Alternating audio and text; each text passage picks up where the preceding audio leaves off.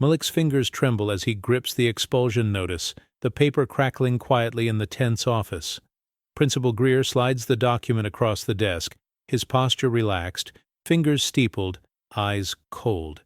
In the corner, Malik's Robot A, trash can-sized tangle of wires and sensors, sits confiscated, its camera light blinking steadily. Greer's voice is flat. "Zero tolerance, Malik. You know the rules." Malik's jaw tightens. A memory flashes. White classmates yanking wires. From his robot, their laughter sharp. "Thug can't even build a toaster," they'd mocked. Malik's fists had answered then, but now they rest, trembling, on his knees. Greer's lips curl in a subtle, dismissive smile. "Science fair won't save you this time." The robot's red light pulses, unseen by Greer. Malik glances at it, then back at Greer, saying nothing, breath shallow and tight. Words catch in Malik's throat, but the robot's lens records everything, every insult, every look. He pockets the letter, shoulders squared, silent. Behind Greer, the principal of the year plaque glints, his warped reflection staring back. The door clicks shut as Malik leaves, the robot's red eye still blinking, a silent witness to all that just happened. Before the story continues, please let us know from where you are watching this video. Write your city or country in the comments below. Don't forget to subscribe and hit like if you believe in stories that challenge injustice. Your engagement gives power to voices that need to be heard. The door swings open, hinges creaking. Ms. Janice enters, her scrubs rumpled, badge still clipped to her chest. She stands tall, exhaustion in her eyes, but her voice steady. Malik sits. Beside her, hands hidden under the table, eyes fixed on the floor. Greer sits across, suit crisp, pen poised above a folder. Ms. Janice's gaze never wavers. "You're expelling him for defending himself?" she asks, tone even. Greer's lips tighten, a practiced calm. "We have standards. Fighting isn't tolerated, no matter the reason." His fingers tap the desk, a steady, dismissive rhythm. Malik's shoulders tense. He remembers the shove, the jeers, the word thief spat in the hallway. His mother's hand finds him, squeezing once. "He's not the problem," she says, voice low. Greer's eyes flick to the window, avoiding her stare. Carlos, the janitor, pauses outside, mop in hand. He glances through the glass, catching Malik's eye for a split second before moving on. The robot sits on a side table, its camera light blinking, unnoticed by everyone but Malik. Miss Janice leans forward, her words clipped. "You punish the wrong child." Greer's pen hovers, uncertainty flickering in his eyes. "You can appeal," he offers, but it sounds hollow. Malik's fists unclench, leaving marks on his palms. The tension in the room thickens, the air heavy with what's left unsaid. Miss Janice stands, gathering her bag. "We'll see ourselves out." Her voice is quiet, but the authority is unmistakable. Greer nods, but his confidence wavers. The door closes behind them, the quiet in the office now sharp, almost accusatory. The robot's camera blinks on, recording everything, a silent witness to the exchange. The hallway buzzes with distant chatter, lockers slamming shut. Malik walks, shoulders hunched, backpack heavy. He passes a group of boys faced familiar, voices low but sharp. "Didn't know thieves got to build robots," one mutters, not bothering to look at him. Another snickers, elbowing his friend. Malik's jaw tightens, but he keeps moving, eyes forward. A teacher stands at the corner, pretending not to hear. She flips through a stack of papers, gaze fixed anywhere but on Malik or the boys. The laughter fades as Malik turns the corner, but the sting lingers. Flashback, hands grabbing, wires yanked, circuits tossed to the floor. "Bet you stole those." "Parts," a voice sneered. Malik remembers the heat in his cheeks, the urge to shout back, but his words never came. Only his fists had spoken, and now he pays the price. Carlos, pushing a cart, pauses as Malik passes. He gives a subtle nod, a gesture of understanding. Malik nods back. grateful for the small acknowledgement. The robot's camera, tucked in Malik's bag, bumps against his side. A quiet reminder that the truth is still with him, even if no one else will say it aloud. He reaches his locker, hands trembling as he spins the dial. The hallway empties, the echoes of thief and laughter bouncing off the walls long after the voices are gone. Malik exhales, shoulders sagging. He closes his locker with more force than needed, the clang a small act of defiance. A girl from his science class walks by, glancing at him, then away. Her silence says enough. Malik turns, heading for the exit, the weight of accusation and memory pressing down with every step. Malik sits on his bed, the room quiet except for the faint hum of his laptop. He pulls the robot from his backpack, setting it gently on the comforter. Its camera light pulses, casting a small red glow across the sheets. He hesitates, fingers hovering over the power button. He remembers Greer's voice, cold and certain. Rules are rules. The words replay in his mind, each one heavier than the last. Malik's hand trembles as he connects the robot to his computer. The screen flickers, loading the video file. He watches as the footage plays. Greer's tight smile, the boy's jeers, the moment his robot was torn apart. Every detail is there, the laughter, the accusation, the look of satisfaction. On Greer's face as he handed over the letter, Malik's throat tightens, but he doesn't look away. His phone buzzes on the nightstand. A message from Zoe. "You okay?" Malik types back, "Got it all on video." He stares at the blinking cursor, then adds, "Not sure what to do next." The robot's camera light blinks, steady and relentless. Malik's reflection appears on the laptop screen, eyes tired but determined. He copies the video to a folder, labeling it Truth. His hands finally stop shaking. He glances at the door, half expecting his mother to walk in.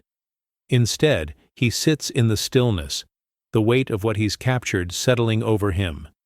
The red light on the robot continues to pulse, a silent promise that what happened won't disappear. Malik closes his laptop, the room falling into darkness except for that single, unwavering red glow. He lies back, staring at the ceiling, knowing tomorrow will be different. Carlos pushes his cleaning cart down the quiet hallway, mop bucket rattling softly. He pauses outside Greer's office, glancing through the narrow window.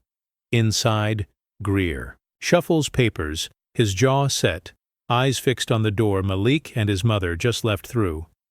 The robot sits on a side table, its camera light blinking in the dimness. Carlos enters to empty the trash.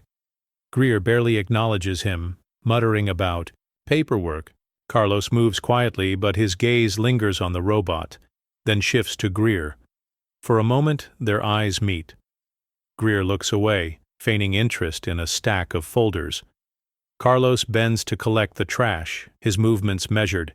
He spots the expulsion letter, Malik's name bold at the top. He hesitates, then tucks it deeper into the bag, eyes narrowing. The robot's camera catches the exchange, a small, unnoticed act. As Carlos wheels the cart out, he passes Malik in the hallway. Malik's shoulders are tense, but he lifts his head as Carlos approaches. Carlos gives a short, meaningful nod, eyes steady. Malik nods back, the gesture brief but loaded with understanding. A teacher steps out of a classroom, glancing at the pair. She hesitates, then disappears, offering no interruption. The hallway feels charged, a quiet current running beneath the routine.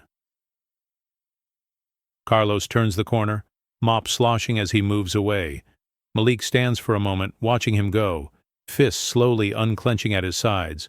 The robot's red light blinks from inside the office, bearing silent witness to every moment. The overhead lights flicker.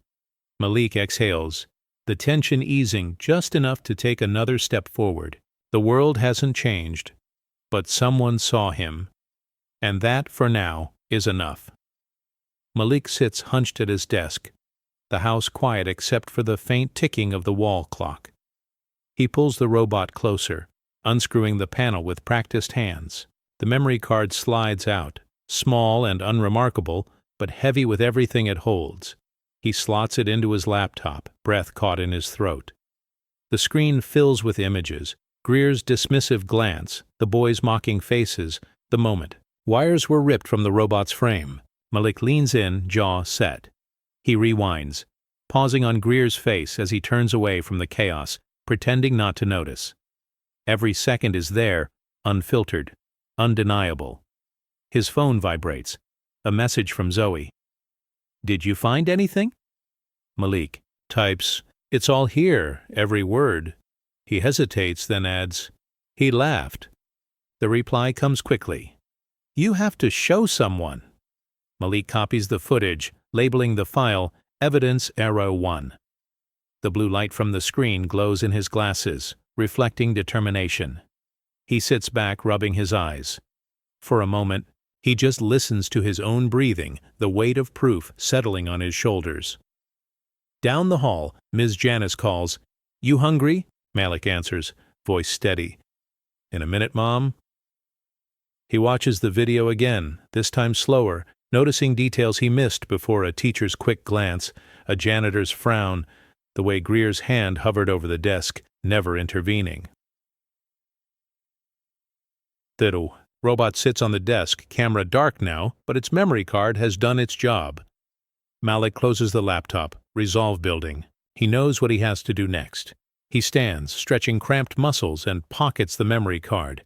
The truth is no longer trapped in a machine, it's his to release. Ms. Janice sits at the kitchen table, a battered folder spread open before her. Bills, school notices, and old emails spill out across the surface. She sifts through them, fingers trembling. Each page is a bruise. Malik called gangbanger in chem class. Suggested ADHD testing. Disruptive in the science. Lab. All marked resolved, but nothing ever changed. She pulls out her phone, scrolling through sent messages. Her own words echo back at her. Requests for meetings, pleas for fairness, each one met with a form reply or no reply at all. Her jaw tightens. She snaps photos of the worst pages, thumb pressing hard on the screen. Malik enters, pausing at the doorway. "You looking at my stuff?" he asks, voice low. Ms. Janice shakes her head. "Just reminders." She tries to smile, but it falters. Malik's eyes linger on the folder, then on her face. "They never listen," he says, not quite a question. She sighs, pushing a strand of hair from her eyes. "They don't want to." Her voice is tired, but there's steel beneath it. Malik sits beside her, silent. The kitchen clock ticks, loud in the hush.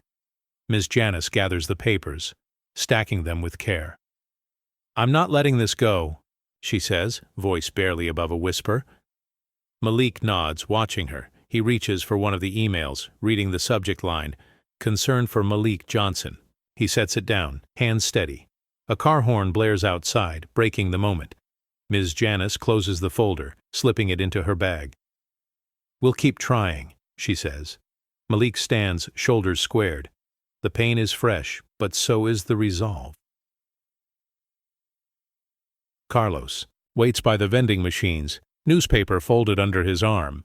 Malik approaches, backpack slung over one shoulder, eyes wary. Carlos glances around, then slides the yellowed article across the metal bench. "You should see this," he murmurs, voice low. Malik unfolds the paper, smoothing out the creases. The headline reads, "Teen expelled for defiance wins coding scholarship." A black and white photo shows a boy not much older than Malik, standing with a trophy, smiling proud but eyes wary. Malik looks up, questioning in his gaze. Carlos nods, tapping the picture. "My nephew. Greer kicked him out. Said he was trouble. He built things too." His voice cracks, just for a second. Malik studies the article, tracing the lines of the boy's face. "He made it out?" Carlos nods again, pride flickering. "Full ride. First in the family." A teacher walks by, glancing at the pair. She hesitates, then keeps moving, pretending not to notice. Malik folds the article, slipping it into his pocket. "Thank you," he says, voice quiet, but sure. Carlos shrugs, but his eyes are kind. "Don't let them write your story," he says, pushing his card away. Malik stands alone for a moment, the weight of the story settling on his shoulders. He glances at the article again, then at the hallway stretching out before him. The memory of Greer's signature at the bottom of the expulsion letter burns in his mind. He tucks the article deeper into his bag, resolving sharpening. The past is proof. He won't let history repeat itself. Zoe sits cross-legged on her bedroom floor, phone glowing in her hands. She scrolls through Malik's video, jaw set. The footage is shaky but clear. Greer's dismissive look, the boy's taunts, Malik's robot in pieces. She hesitates, thumbs hovering, then taps upload. Her caption is simple. "This is what happened to Malik. Check justice for Malik." Within minutes, her notifications explode. Comments pour in. "My daughter got suspended for wearing a hijab. My son's science project was too advanced." Screenshots of old emails and stories fill her feed. A black mother posts, "They called my boy a troublemaker for asking questions." Zoe's hands shake as she replies, "You're not alone." Malik sees the post, heart pounding. He texts Zoe, "You really did it?"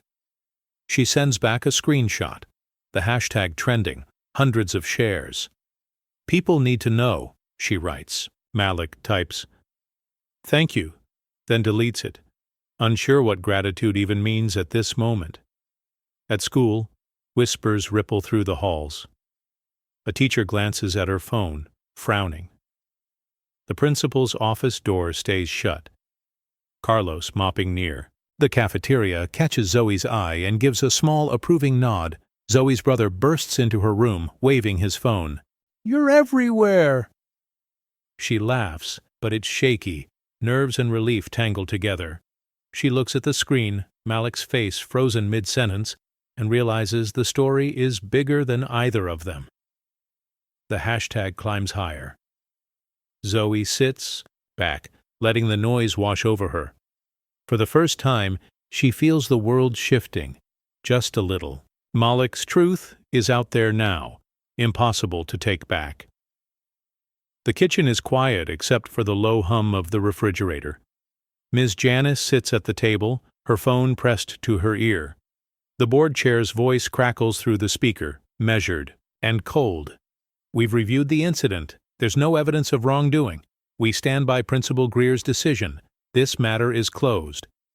Ms. Janice's jaw tightens. She presses the phone flat to the table, staring at it as if it might change its tune. Malik sits across from her, tracing lines on his robot's schematic, eyes fixed on the paper but not really seeing it. She finally speaks, voice barely above a whisper. "They're not going to help us." Malik doesn't look up. "Did they ever?" She shakes her head, gathering the stack of old notices and emails. Every time, it's the same answer. Malik's hand balls into a fist. "They just want us to give up." A neighbor's dog barks outside. Ms. Janice stands, moving to the sink, her back to Malik. "We're not quitting," she says, steady. "Now." "We're not letting them bury this." Malik nods, the resolve in his mother's voice settling into his bones. The phone screen dims. The voicemail sits in the inbox, untouched now. Its message, final, but not victorious. Malik glances at his mother, then at the schematic, determination flickering in his eyes. Ms. Janice turns, her expression softer.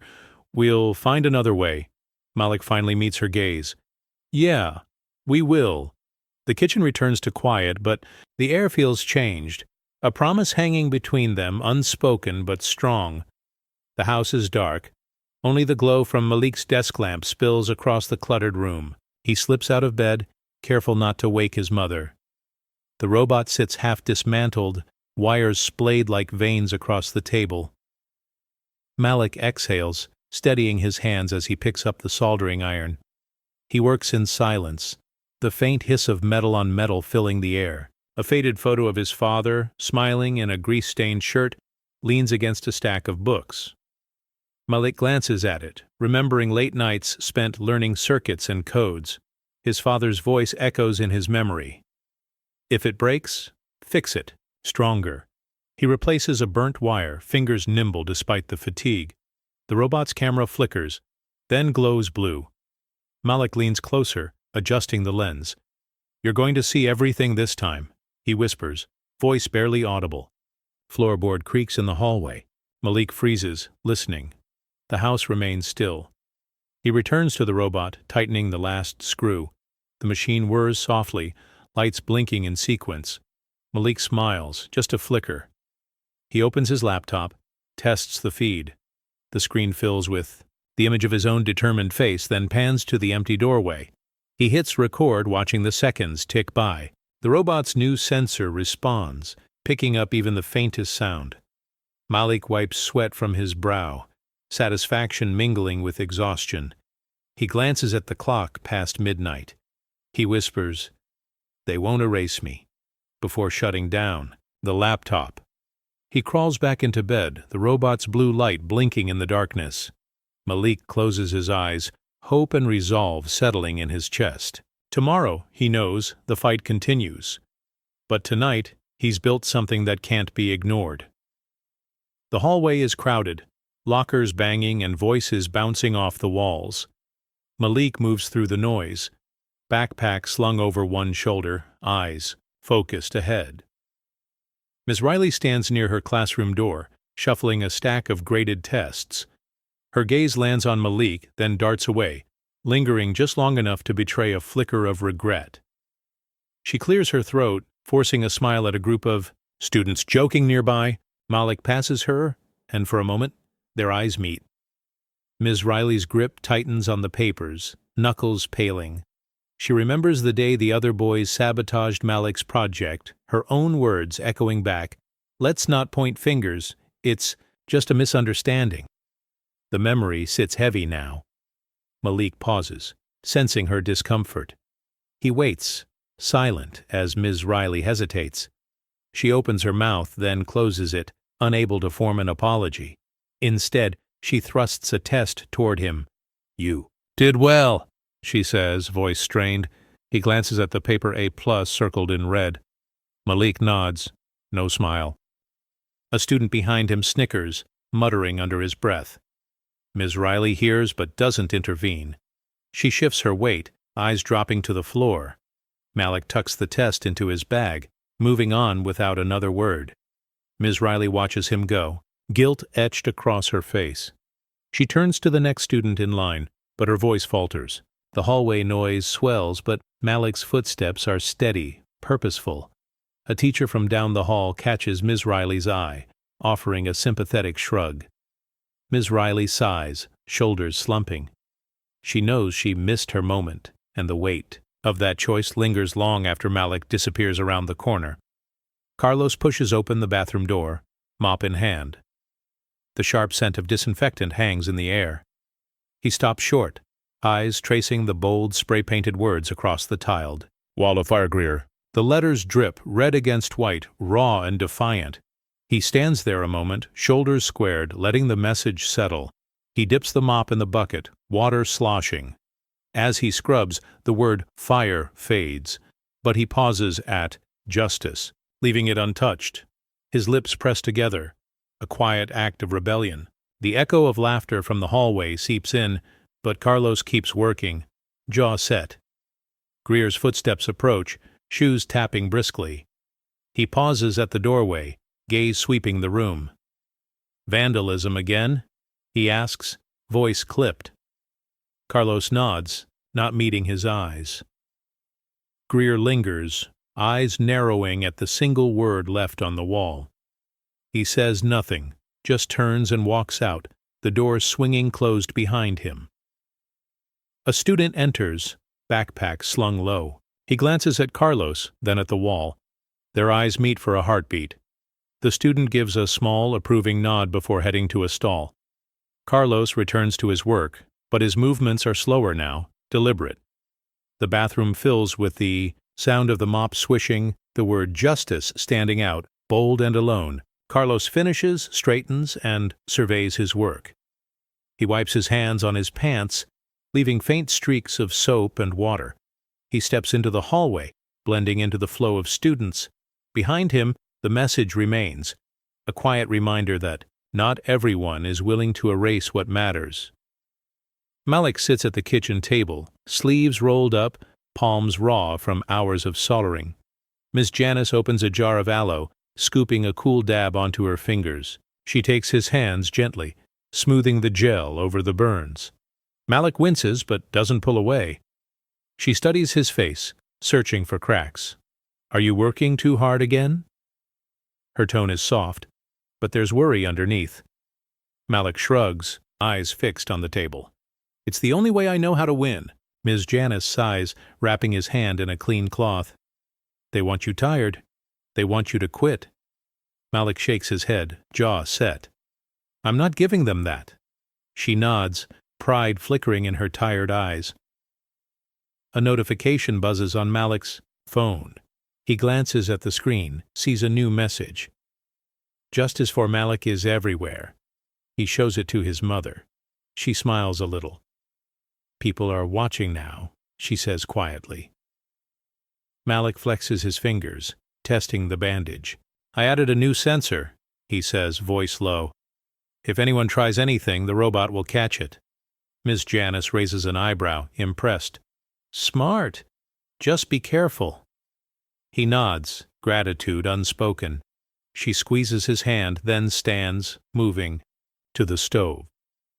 The kitchen fills with the scent of simmering soup, a small comfort in the middle of the storm. Malik sits back, letting the coolness of the aloe sink in. He glances at his mother, then at his phone, the trending hashtag glowing. On the screen, he feels the ache in his hands, but also a new resolve growing stronger. Tonight, he's not alone. The world is starting to notice. A knock rattles the apartment door just after sunrise. Malik, rubbing sleep from his eyes, opens it to find a large box on the mat. No return address, just his name scrawled in black marker. He drags it inside, heart thumping, and slices the tape with his house key. Inside, wires, sensors, a brand new soldering kit, and a note on lined paper from a former troublemaker. "Keep building." Malik's breath catches. He pulls out a servo motor, turning it over in his hands, awe and disbelief mixing on his face. Ms. Janice appears in the doorway, mug in hand. "What's all that?" she asks, voice cautious. Malik holds up the note, a smile breaking through. "Someone's helping," he says, voice thick. She reads the message, lips curving upward. "You're not as alone as you think." Carlos, mopping the hallway outside, glances through the open door. He spots the box, then Malik's grin, and gives a subtle thumbs up before moving on. Malik waves back, gratitude shining in his eyes. He unpacks the supplies, lining them up on his desk with reverence. The new soldering iron hums to life, smoother and steadier than his old one. He tests a wire, hands surer now, the burns on his palms stinging less with every connection made. Miss Janice sips her coffee, watching her son work. "You know, sometimes the world surprises you," she says, voice soft. Malik nods, eyes never, leaving the circuit board. "Yeah, sometimes it does." The morning light spills across the table, catching on metal and glass. Malik's resolve deepens, each new tool a quiet promise that he won't be stopped. A long table stretches across the school board conference room, sunlight glinting off silverware and glass. Laughter bubbles up as board members picket there, catered salads, trading stories about rowdy parents, and the latest football game. The chairwoman dabs her mouth with a napkin, glancing at her buzzing phone, then silencing it with a practiced flick. A junior board member scrolls through, his feed, eyes widening. "Has anyone seen this hashtag?" he asks quietly, but no one answers. The conversation shifts to budget cuts, the sound of forks scraping plates filling the space between words. The superintendent, tie askew, jokes about kids these days earning a round of forced chuckles. The chairwoman's phone vibrates. Again. She finally checks it, face tightening as she reads. "Justice for Malik trending. Local news wants a comment." She slips the phone under the table, forcing a smile. A staffer enters, placing more water on the table. She lingers, eyes flicking to the chairwoman, then to the junior member's phone. He meets her gaze, uncertain. She gives a small, nervous shrug before leaving. The laughter grows brittle, conversations growing shorter. The chairwoman's diamond ring, a gift from Greer's booster club, catches the light, a sharp flash against her clenched fist. She glances at the door as if expecting someone to burst in. Outside, the sound of students chanting drifts up from the courtyard. The board members fall quiet, listening. The chairwoman clears her throat, trying to regain control, but the mood has shifted. The hashtag glows on the junior member's screen, impossible to ignore. Lunch ends with unfinished plates and uneasy glances. The board disperses, each member carrying the weight of what's coming, the sound of distant voices echoing in their ears. Carlos wheels his trash cart down the empty hallway, the echo of footsteps fading behind him. He stops at Greer's office, glancing through the glass. Greer is gone for the day, his desk cluttered with papers and trophies. Carlos enters quietly, lifting the lid of the trash can. Near the top, a crumpled envelope catches his eye. Malik's name written in neat, hopeful letters. He smooths the paper, revealing the National Science Award application. Coffee stained and torn at the corner. Carlos's brow furrows as he reads the first lines, recognizing the effort behind every word. He glances at Greer's desk, where football trophies gleam under the fluorescent lights. The contrast is sharp. Celebration for some, dismissal for others. Carlos folds the application carefully, tucking it inside his jacket. As he leaves, he passes a group of teachers chatting by the copier. One notices the paper in his hand, raising an eyebrow. Carlos nods, silent, and keeps moving. The teacher watches him go, uncertainty flickering across her face. Carlos stops at Malik's locker, checking the hallway before slipping the envelope through the vent. He lingers for a moment, hand resting on the cool metal, then moves on. Later, Malik finds the envelope, brow furrowing as he smooths the wrinkled form. He recognizes his own handwriting, the coffee stain, the faint scent of cleaning solution. He looks up and down the hallway, searching for the person who returned his hope. Carlos, already around the corner, pushes his cart with a little more purpose. The application, once discarded, now waits for another chance. A quiet act of resistance, a promise that Malik's achievements won't be thrown away. The auditorium lights dim, a low murmur rippling through the packed room. Greer sits stiffly in the front row, his fingers twitching as he adjusts his tie. The Principal of the Year pin on his lapel catches the spotlight, gleaming like a fragile badge of honor. His knee bounces nervously, a subtle rhythm syncing with Malik's confident steps toward the podium. The crowd's chatter fades into a tense hush. Eyes fixed on the boy who once sat in the back of the class. Greer's gaze flickers to the screen behind Malik, then quickly away, avoiding the weight of the moment. The camera lingers on his clenched jaw, the tight line of his lips betraying the calm he tries to project. A district official leans in, whispering something that makes Greer's eyes widen briefly. He forces a tight smile, hands gripping the armrests. Malik's footsteps echo softly as he approaches the microphone, his solder-scarred hands steady. Flashbacks flicker, Greer's dismissive sneer, the boy's taunts, the robot torn apart. The audience leans in, sensing the shift. The air thickens with anticipation, the quiet tension almost palpable. Greer's forced applause begins slow and mechanical, his eyes darting to the exits. The camera zooms in on his jittering knee, a silent confession of his unraveling composure. The room holds its breath, waiting for the verdict that will rewrite the story. Malik stands backstage, hands smoothing the front of his suit. The fabric feels strange, stiff, unfamiliar. He glances down at his old NASA hoodie folded on a chair, the one he wore through every late-night build and every hallway taunt. He breathes in, slow and steady, then steps into the light. The auditorium is hushed. Every eye turns. Malik's. Mother sits near the front, her scrubs replaced by a simple dress, pride shining through fatigue. Greer's stare is cold, his jaw set, but Malik doesn't flinch. He walks to the podium, each step measured, the memory of Greer's words echoing. Science won't save you. Malik grips the microphone, knuckles white. He looks out at the crowd, searching for Zoe, for Carlos, for anyone who believes. He finds them. Zoe's quick nod, Carlos's small smile from the aisle. He draws strength from their presence. A teacher in the third row shifts, guilt flickering across her face. Malik's gaze lingers, then moves on. He clears his throat. Voice, low but clear.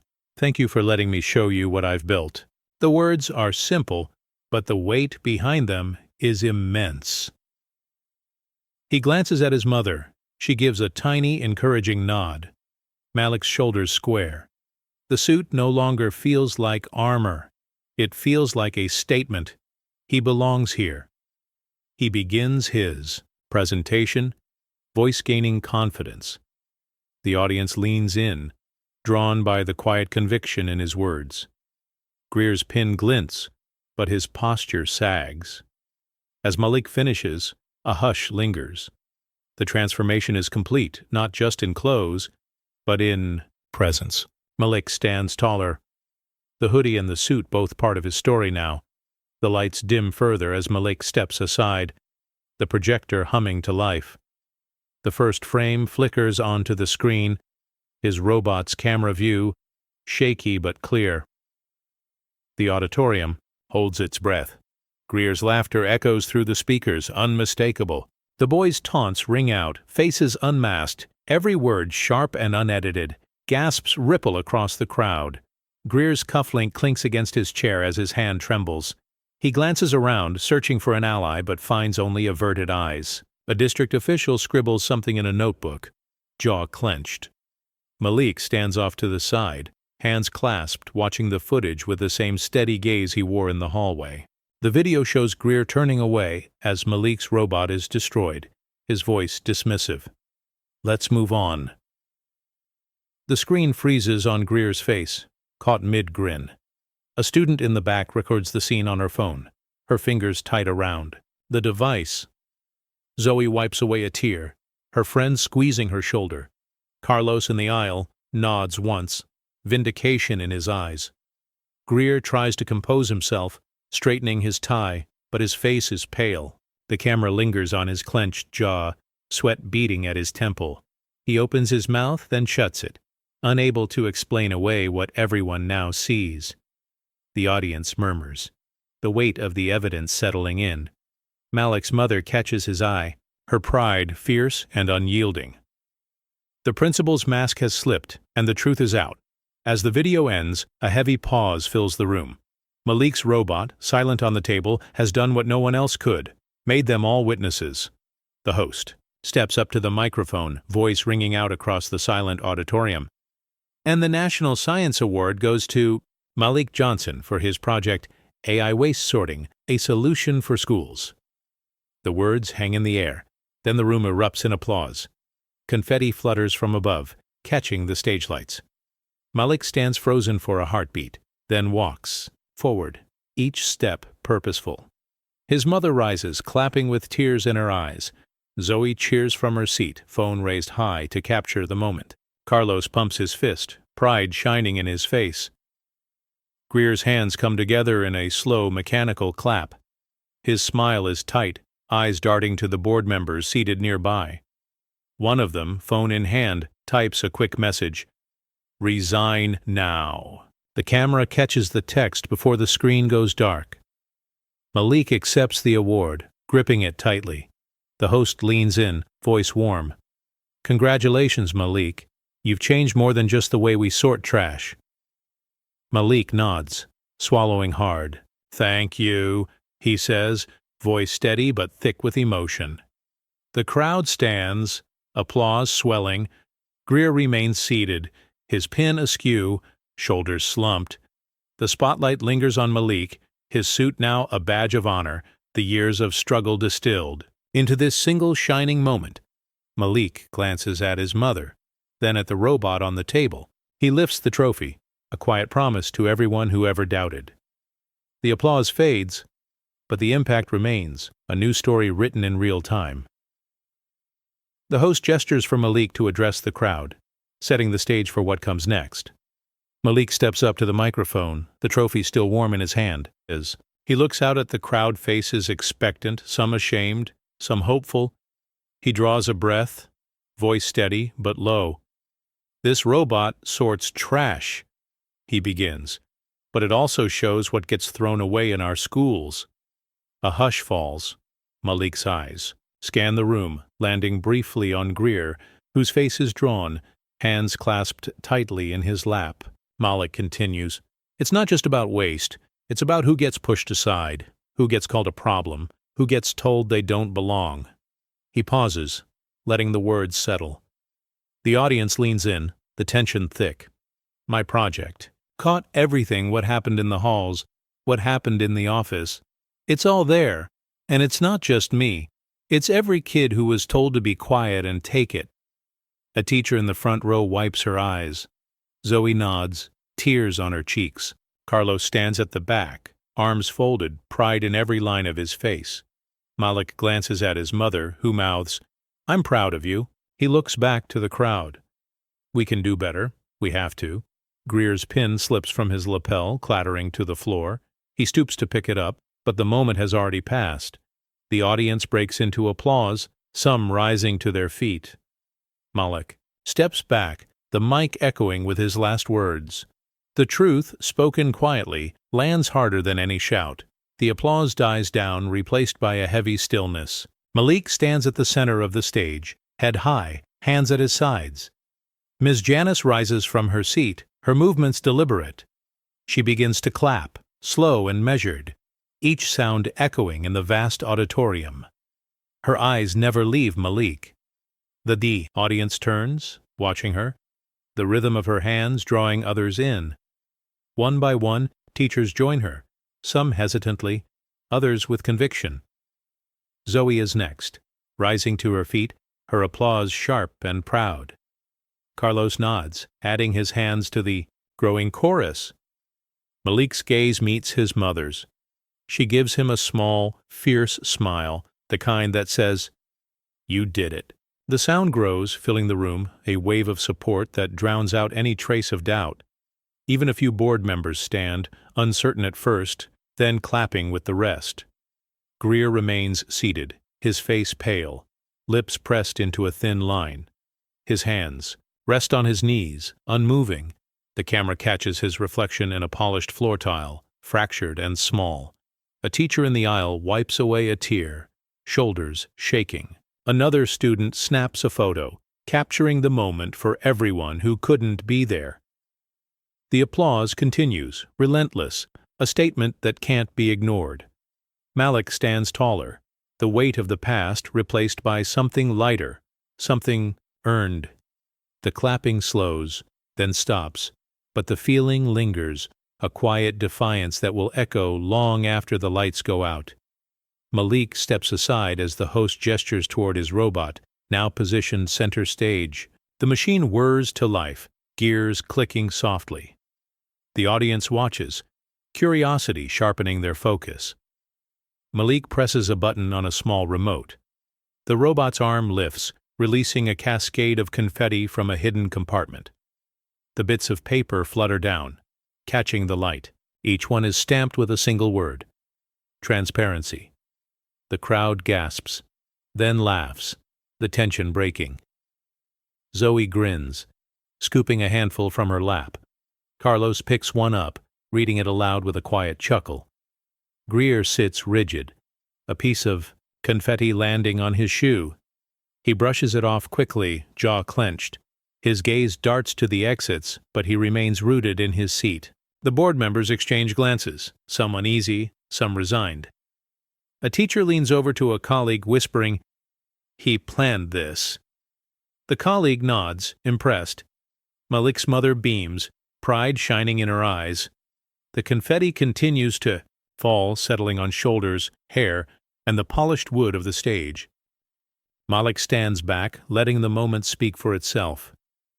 The word transparency is everywhere in the air, on the floor, in the minds of everyone present. The robot's final act is simple, but the message is unmistakable.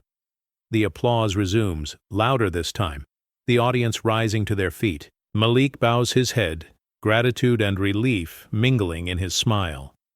The robot's lights blink in time with the clapping, a quiet celebration of truth revealed. Greer stares at the stage, the confetti at his feet, a reminder that some things can't be swept away. The board chair sits stiffly in the front row, her phone buzzing nonstop in her lap. She glances at the screen, reading message after message. You need to step down. This is a PR nightmare. We can't defend this. Her diamond ring digs into her palm as she grips the phone tighter. Around her, applause still echoes. She forces a smile, but her eyes dart to the exit. A board member leans over, whispering, "It's over. We have to act." She nods, jaw clenched, the decision already made. A staff member hurries down the aisle, handing her a folded note. She opens it, reading the single word, "Resign." The word seems to burn through the paper. She looks up, meeting Greer's gaze across the room. His face is ashen, his confidence drained. The chair stands abruptly, smoothing her skirt with trembling hands. The audience notices, whispers spreading. She gathers her things, phone still buzzing with calls and texts. Her heels click against the floor as she leaves her seat, the sound sharp in the sudden hush. A teacher at the aisle steps back, giving her space. The chair's reflection passes across the polished wall, fractured by the overhead lights. She pauses at the door, glancing back at the stage where Malik stands, confetti still drifting down. She exits, the door closing behind her with a dull thud. The empty seat she leaves behind is more than a vacancy. It's the first visible crack in the old order. In the wings, a junior board member watches, hope and fear mingling on his face. The room feels different now, the balance of power shifting with every step she takes away. Greer sits slumped, shoulders drawn in as the applause fades to murmurs. He reaches to adjust his lapel, but his fingers brush empty fabric. The Principal of the Year pin lies forgotten beneath his chair, glinting in the scattered confetti. He bends to retrieve it, but a janitor's shoe, moving with quiet purpose, nudges it farther into the shadows. Greer hesitates, hand hovering in the air. The janitor Carlos meets his gaze for a moment, then moves on, mop in hand, leaving a faint trail of water in his wake. Greer's hand drops. He sits back, staring at the empty space where the pin should be. On stage, Malik stands in the spotlight, the trophy gleaming in his hands. The audience's attention is fixed on him, not on the man in the front row. Greer's breathing quickens, his composure unraveling. He glances around, but no one meets his eyes. The board members whisper among themselves, their backs turned. A teacher passes by, pausing to look at the pin on the floor. She steps around it, not bothering to pick it up. Greer's reflection wavers in the polished stage, fragmented and small.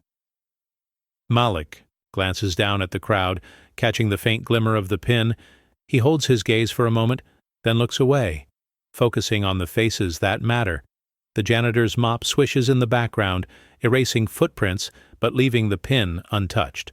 Greer remains in his seat, the weight of his lost legacy settling over him. The applause is for someone else now. He leans back, defeated, as the lights shift and the story moves on without him. The auditorium empties, voices echoing off the high ceilings. Malik stands near the stage, phone buzzing in his pocket. He checks the screen. His face is everywhere. News alerts, social feeds, messages from classmates and strangers. A photo of him holding the trophy trends beside a quote, "They wanted me silent. I amplified the truth." Zoe rushes over, breathless. "You're all over the news," she says, eyes wide with pride. Malik nods, unsure what to say. Carlos lingers near the exit, giving a thumbs up before slipping away, mop balanced on his shoulder. Greer's office sits dark, the pin still on the floor, desk abandoned. The boardroom is empty. chairs pushed back in disarray. A teacher watches Malik from the doorway, then quietly closes her gradebook, a small smile on her lips. Malik's mother finds him backstage, pulling him into a tight hug. "You did it," she whispers, voice thick with emotion. Malik hugs her, back, letting himself breathe for the first time all night. His phone buzzes again. Another message, another article, more hashtags. Malik scrolls through the flood of support, seeing stories like his from all over the country. He types a reply. "This is for all of us."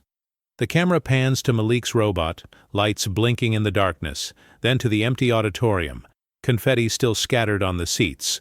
The world outside is changing, slow but certain. Malik slips his phone into his pocket, the words, "Amplify the truth," echoing in his mind. He walks out into the night, shoulders lighter, knowing his voice, and the voices of so many others can't be muted anymore. Greer stands in his office, the late afternoon sun casting long shadows across the room. He moves stiffly, pulling books from the shelves and stacking them in a box.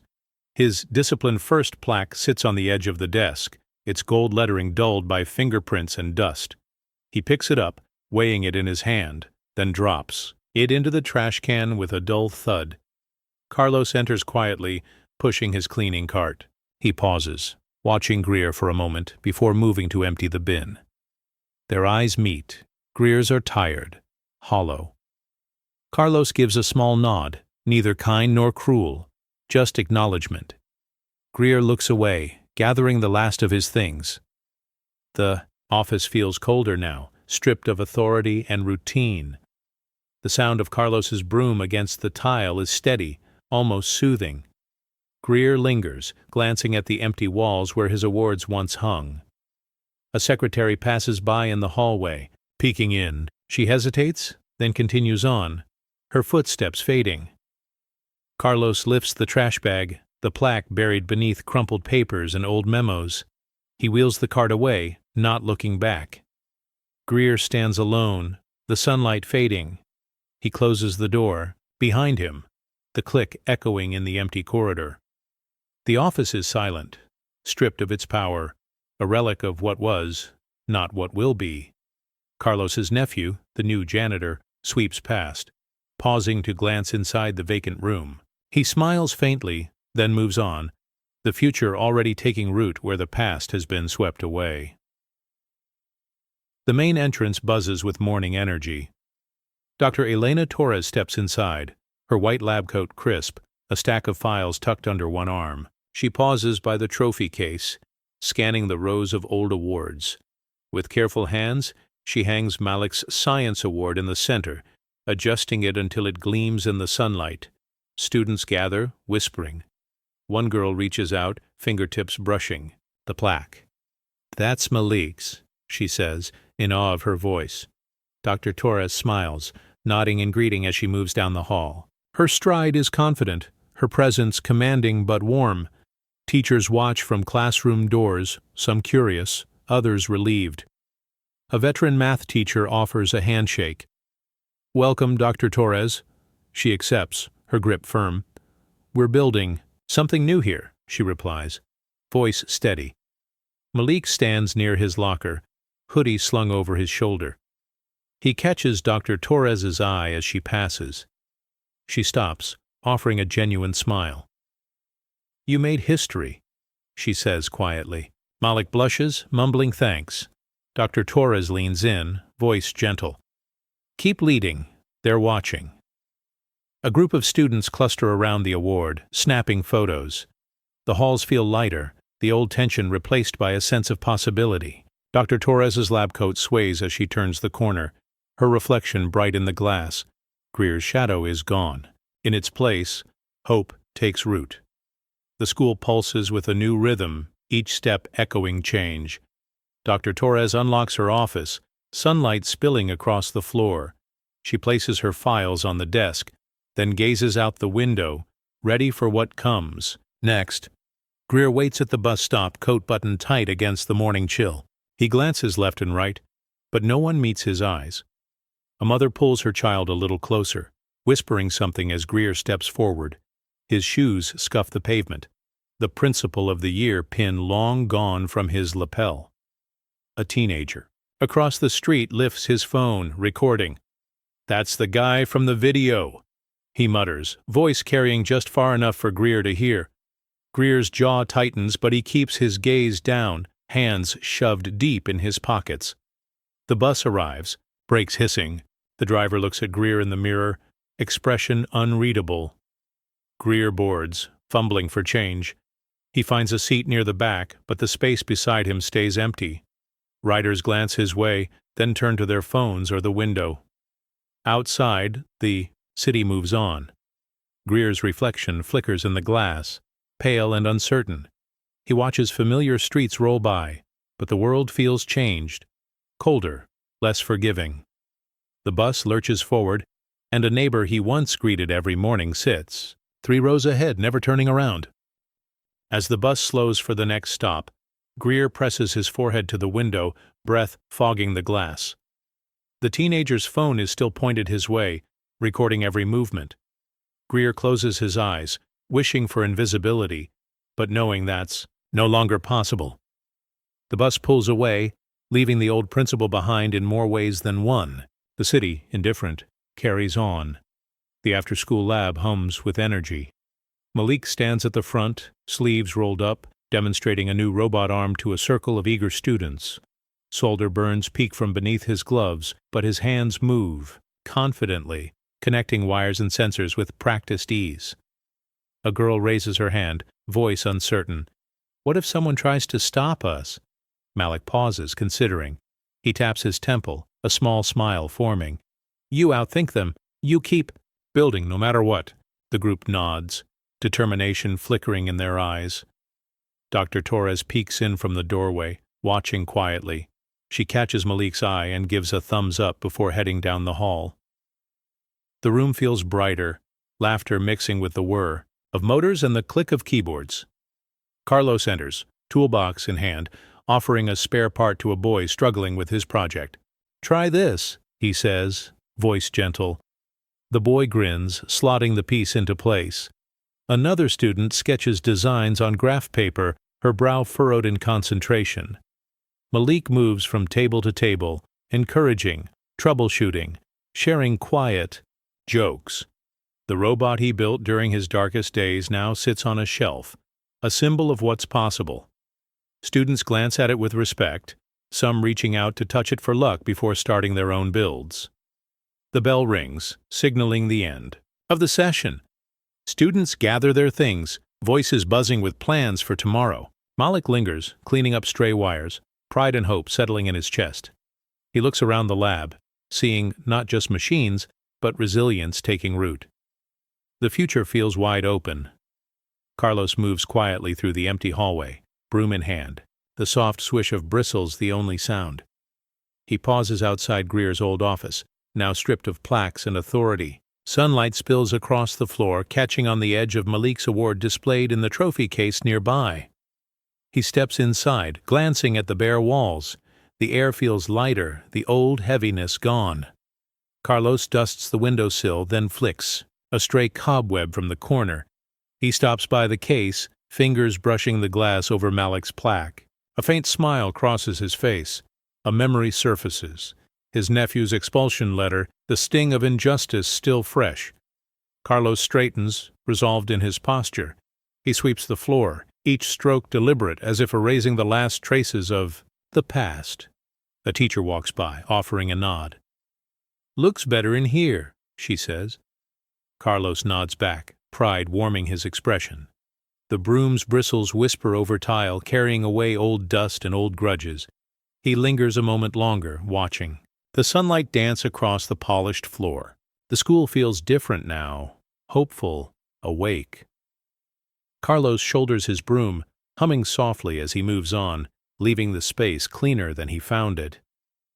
Behind him, Malik's award gleams, a quiet promise that things can change, and that even the smallest acts, sweeping, dusting, remembering help, build something new.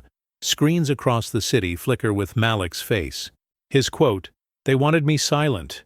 I amplified the truth," scrolls beneath news anchors' voices. At home, Malik sits with his mother, notifications pinging nonstop on his phone. Each alert is a new message: support, gratitude, stories from students who finally feel seen. Ms. Janice scrolls through her feed, pride and disbelief mixing in her eyes. "Look at this, Malik. You started something." Malik nods, a quiet smile breaking through. He replies to a message. "We're just getting started." The hashtag #AmplifyTheTruth glows on every trending list.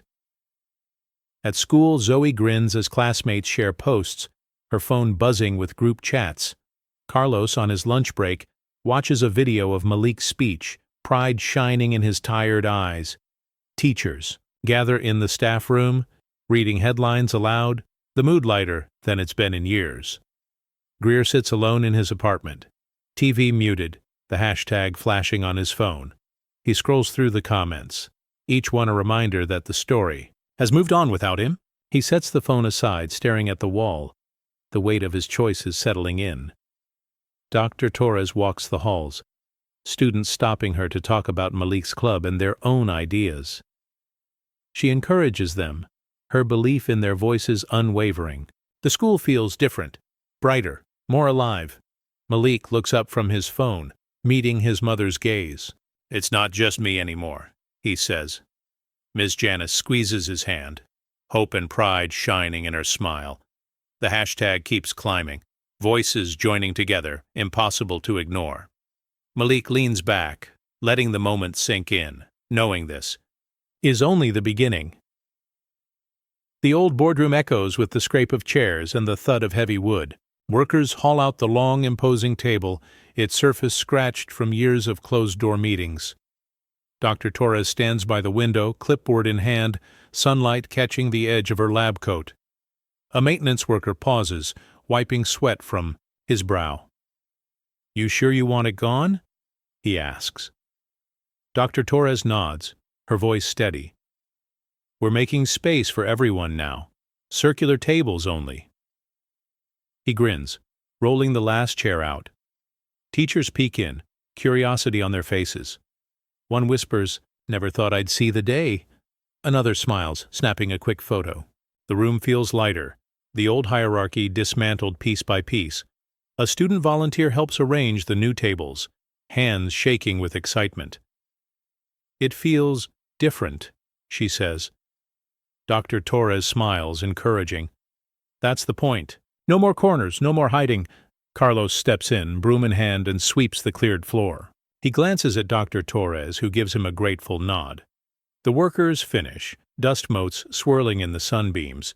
The new tables stand ready, circles open to all. Dr. Torres surveys the room, her reflection bright in the glass. "Let's get to work," she says quietly. The future feels close, the promise of change tangible in the air. Outside, laughter drifts down the hallway. The boardroom is no longer a fortress, but a place for voices to meet, equal and heard. Night settles over the school, windows glowing softly in the dark. Malik's robot sits in a glass case at the local museum, its lights blinking quietly, a silent testament to what truth can build. The halls are empty, but echoes of laughter and debate linger, woven into the fabric of the place. Dr. Torres locks the front doors, her lab coat bright under the moonlight. She pauses, looking back at the trophy case where Malik's award shines in the dim glow. Her keys jingle as she turns, a small smile on her lips. In the distance, Carlos hums an old tune, broom sweeping the last of the day's dust from the floor. Voiceover, gentle and resolute. Change doesn't roar, it whispers. It's the quiet hand that lifts another up, the truth that refuses to be buried, the courage to build something new from what was broken. Justice isn't always loud, but it endures. A janitor's cart rolls down the hallway, wheels squeaking over tile. A teacher switches off her classroom light, pausing to glance at the circle of tables in the new boardroom. Outside, Malik and his mother walk home beneath the streetlights, shoulders touching, hope steady in their steps. The camera pulls back, the school glowing against the night. Malik's quote appears on the screen one last time. "They wanted me silent." I amplified the truth. The world is quieter now, but the promise of justice lingers, carried forward by every hand that dares to sweep, to build, to speak.